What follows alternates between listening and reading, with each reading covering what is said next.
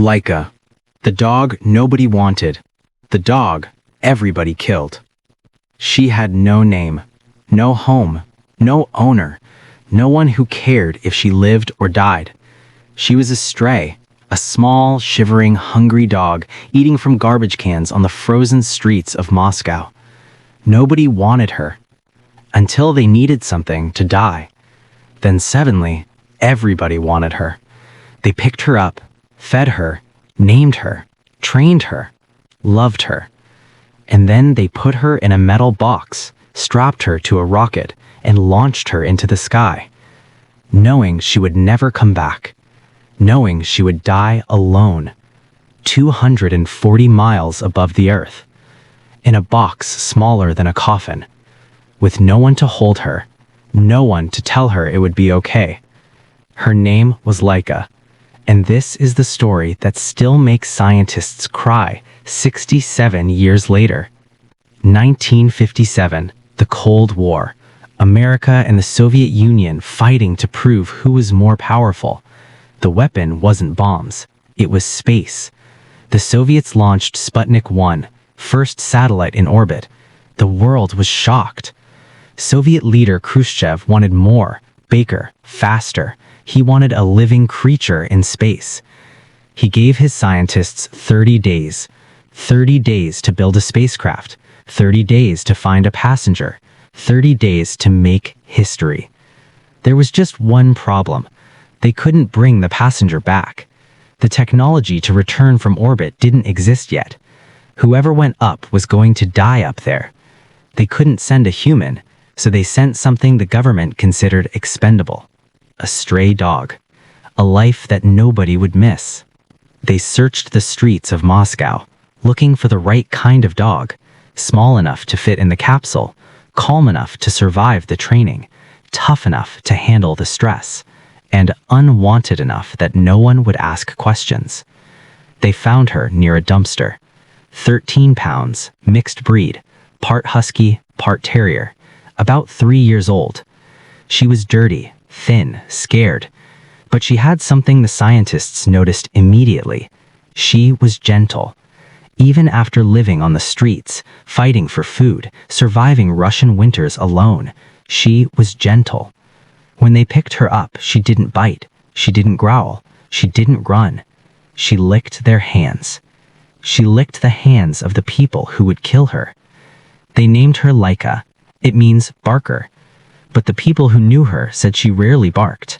She just looked at you with those big, quiet brown eyes, like she was trying to understand why the world had been so unkind. They tested 10 dogs. The tests were designed to find which dog could suffer the most. They locked them in tiny cages for 20 days, smaller and smaller cages, until the dogs couldn't turn around, could only stand or lie down. Some dogs broke, stopped eating, shook uncontrollably, howled until their voices gave out. Laika didn't break.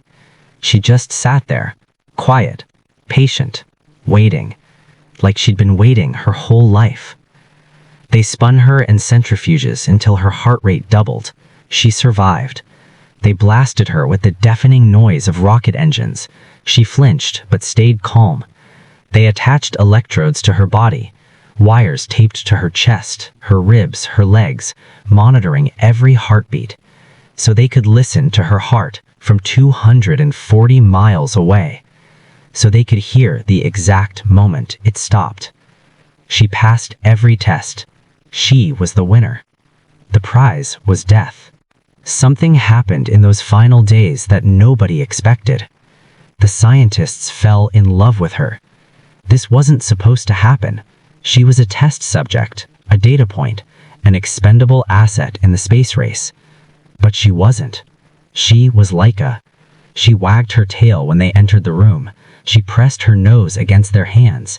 She fell asleep in their laps during breaks. She trusted them. Completely, absolutely, the way only a dog can trust. The way only a dog who has been rescued from the streets can trust the people who rescued her. She didn't know they were preparing her coffin. Dr. Vladimir Yazdovsky, the lead scientist, did something 3 days before launch that broke protocol. He took Laika home, to his house, to his family. His children played with her in the yard. They threw a ball, she chased it. They rubbed her belly, she rolled over. For one afternoon, Laika was a normal dog in a normal home with a normal family. For one afternoon, she was loved the way every dog deserves to be loved. Dr. Yazdovsky later wrote in his diary, "I wanted to do something nice for her. She had so little time left to be a dog. She had so little time left to be a dog." Read that sentence again. November 3rd, 1957, launch day. They put her in the capsule at dawn. The capsule was so small she could barely move. She could stand, she could lie down. That's it.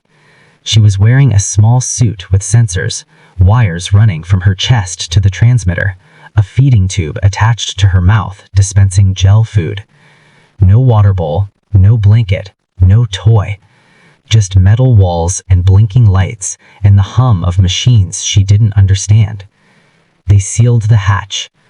One of the technicians would later say that as the hatch closed, Laika looked at him. Just looked at him. With those quiet brown eyes. Not scared, not panicked, just confused. As if she was asking one simple question.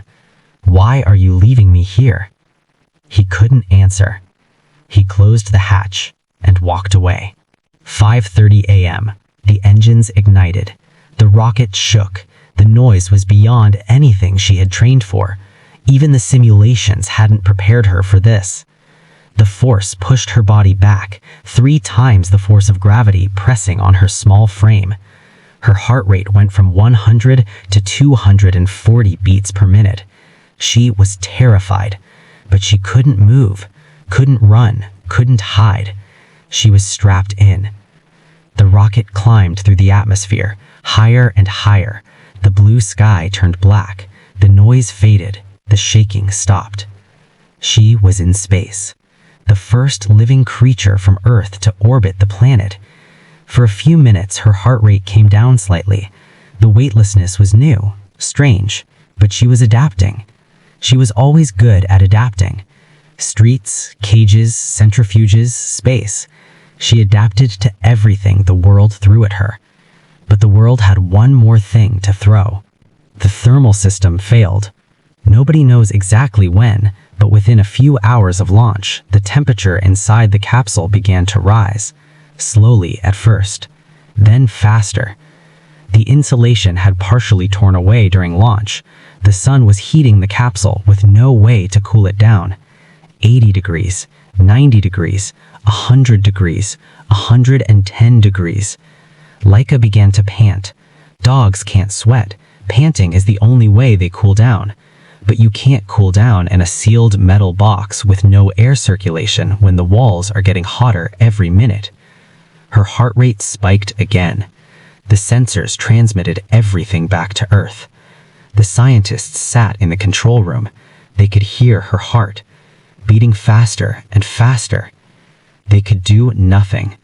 No one could open the capsule. No one could turn down the heat.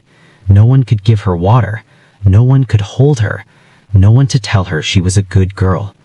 She was 240 miles above them, alone, in a metal box that was becoming an oven.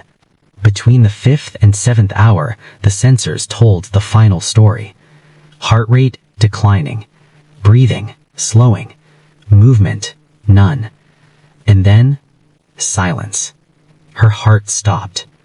Laika was gone. A small dog from the streets of Moscow, who just wanted someone to love her, died alone in the dark in a metal box 240 miles above the planet that threw her away. The scientists sat in the control room in silence. Some of them cried. These were rocket scientists, military men, Cold War warriors, and they cried over a dog. Because she had trusted them, and they had betrayed her. The capsule continued orbiting Earth with her body inside. For 5 months.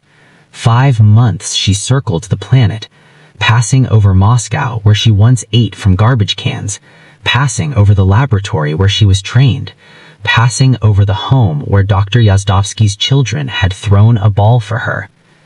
On April 14, 1958, the capsule re-entered the atmosphere. It burned up.